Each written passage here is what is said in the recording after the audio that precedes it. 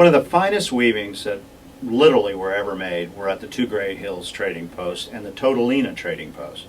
Both of these are in northwestern New Mexico, and amazingly they're both open and still in business. In fact, the Taugelchee trading post just had its 100th year anniversary, and I attended. It was amazing. There was probably 1,000 Navajo people showed up, including lots of great old weavers and lots of new weavers.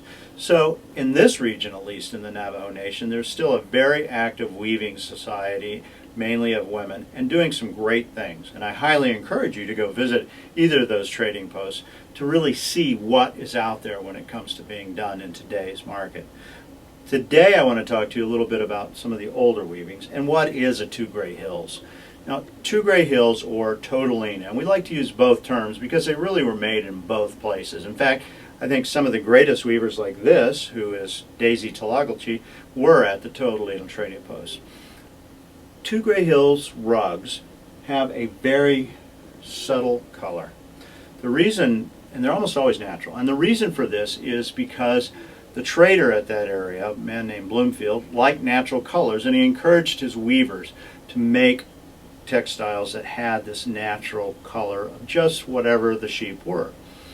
Now, they started making these 1910, 1915 time frame, and from that point until today, they've been making what are now referred to as two Grey Hills natural rugs, and they are natural. This is a great example, as well as this, of Daisy Taugelchee's work. She was one of the great weavers, and she won for 20 years in a row the Best of Show at the Gallup International Indian Fair. This, in fact, took first place in, I think, 1954. Even though this piece was really done in the 40s, she had done it earlier on, and it was exhibited later. But it won because of its incredible texture, tightness of weave, spinning ability, and of course, design. You look at this and you can see this is a master weaver. One of the things about Daisy's work is that they have a very fine sheen and complete tightness of the wool. These are all hand-spun yarns, and the colorations are all natural. To get certain colors like the camel, this was actually the sheep color, but to get the steel kind of gray, she'd have to take a white and then a brown color and mix them together, which is called spinning, and then carding, and she would get this color. So she would card the white and the brown to get the gray and then spin it very tightly. To make a weaving like this could take 6 to 8 months, and she was very good at what she could do. The fact of the matter is the spinning and the carding alone took probably 4 months.